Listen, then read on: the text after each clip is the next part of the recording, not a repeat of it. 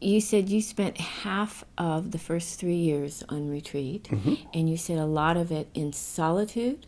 Well, the Forest Refuge is set up as self-retreat. There is two teachers there usually, and there's 2 talks a week, and you get 2 interviews a week. But other than that, you're on your own. There's no schedule. There's a bell when lunch is ready. That's it. Oh, you don't get a bell for breakfast or dinner? Nope. You could miss those. You could miss those. If you were doing your 4-hour sit, you Right. missed those. Okay. Yeah. All right. Yeah. So it wasn't solitary retreat, but it was self-retreat in that I was responsible for how I spent my time and so forth. Do you prefer a self-retreat to an organized retreat? A little bit, but often if it's an organized retreat, I tend to not follow exactly everything. In other words, it's always a self-retreat. Well, it's not necessarily a self-retreat, but But if you're at his retreat, it is not. You're not allowed to do that. No. Actually, for my retreats in the afternoon, there's a bell every half hour or every 20 minutes, 40 minutes, something like that. And you get to do whatever you want in terms of sitting and walking. And so often when I'm on retreat and it's sitting, walking, I tend to sit through the walking periods just because I find it I do too. deeper. You get a momentum and then to break Right. it. Yeah. So I may change up, the way that I do a retreat when it's got a particular schedule, and that I do more sitting than is on the schedule, and less walking. Do you find when you're on self-retreat versus a structured retreat, you sit more or less? Practice. Yeah, Practice more. I would say it's about the same. Okay. Yeah. So you're quite disciplined. There are people who would say I wasn't. But yeah, on a retreat, I find sitting 7-8 hours a day, whether I'm on self-retreat or on an organized retreat, and then some period of walking. So there's, another hour of practice with walking, and there's eating meditation and things like that. Do you find when a retreat is, when there's a Dharma talk every night or something like that, do you find sometimes that you prefer the momentum of not having someone else coming in and talking? Or no, usually because I'm a greed type, I'm quite happy to be entertained. Oh, okay. It's all about entertainment. It's like, there's a show tonight. Not necessarily. Bring in the popcorn. There's a Dharma talk. Right.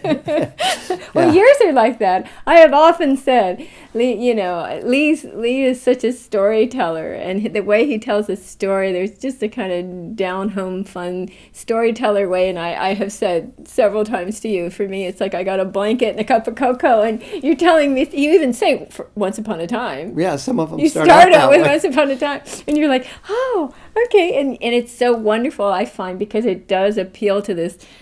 We all kind of want to go back to the child and be tucked in and have someone tell us a story. And then your story has like all these good, and you'll tell all these famous stories in a way that is contemporized and funny and good, and you still get the same story. Yeah. One of the things about being a teacher is that it's really helpful if you can engage your students. Yes. One of the ways to trick people into being really engaged is tell them a story. And so you tell them a story for a while, and they're hooked, and then you just sort of start leading it off into teaching, and they follow right along. Following him, yeah. So, but yeah, I generally, when there's a talk in the evening, I tend to go on retreat with teachers that I know are good at giving Dharma talks, and so I figure I can learn something there. By the time the evening comes, I'm looking for something different to do. Right. So when I'm on retreat, I want to read, I'll sit after supper, but I also want to read for a while, get a Dharma talk from the Buddha. The last retreat I was on, when Joseph Goldstein was there, he limited me to 30 minutes of reading a day. Well, some teachers don't let you read at all. Right. But in fact, I think you didn't let us read at all. But I gave you a Dharma talk every evening. So I go, wait a minute, you didn't let us read. Yeah. Right. So I don't tend to read on retreats anyway. Yeah, so I was only reading, when there wasn't a Dharma talk. Right. Yeah, but just to get some other input or guidance. Yeah, I find that, yeah, I can push it really hard, but I find it goes better if I treat it as a marathon rather than a sprint. And, What are you meaning by that? well, for a sprint, you go all out. And for a marathon, you got to save some of your energy. And so okay. when I'm on retreat, it's more, all right, make sure that every day I'm getting in a good quality 7-8 hours. Right. Rather than push it to do 10 hours and then after 3 weeks just then go, you get a I burnout. can't do it anymore. Yeah. We talked about that, effort and ease, that when you push more, then you need to break and go take a walk on 3 days later. There's more of a break. Yeah. And that's going to be different for different people. Yes. Some people, 8 hours a day is going to be too much. Right. And some people 8 hours a day is really slacking off. I know. So, finding your, what's your marathon, what's your pace. Right. That works for you. The key thing if you're on retreat is to be in the present moment as much of the time as you can. That's the key thing. I think that's good in life in general, too. It turns out. But on a retreat, you've got the That's where opportunity. you train it. Yeah, on a retreat, you've got the opportunity to really work with being that and to catch yourself when you're daydreaming off into the past. Well, or the and you don't future. have activities that are pulling you into planning or consequence. Yeah, I mean, the activities, you're going to wash some dishes and you're going to listen to a talk and you're going to meditate.